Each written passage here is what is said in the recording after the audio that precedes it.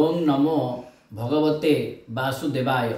प्रिय सज्जन वृंद, आज आम माने ब्राह्मण मान मध्य निषाद ब्राह्मण क्या कहवा निषाद ब्राह्मण संबंध रे अत्रि मुनि तांको संहितारे कौन कहते तारी उपर आमे आलोचना करिबा।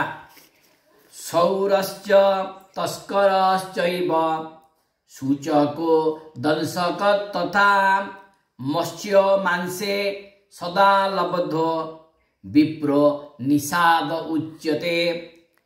जे चोर तस्कर सठ सर्वदा मत्स्य मांस लोभी सेही विप्रमान को निषाद ब्राह्मण कहती। अष्टम ब्राह्मण को कहा जाए पशु ब्राह्मण। अत्रि संहितारे अत्रि मुनि केउमान को पशु ब्राह्मण बोली कहिसंती। ब्रह्म तत्व न जानाति ब्रह्म सूत्रेण गर्भितम तेनैव स च पापेन विप्र पशु उच्यते। जे वेद और आत्म तत्व ज्ञान न जानी पैता खंडे पकई देई मु ब्राह्मण बोली गर्व करे अहंकार करे अन्य मानू हीन दृष्टि देखे से पापी ब्राह्मण मानू अत्रि मुनि पशु नाम रे आख्या देइछंती।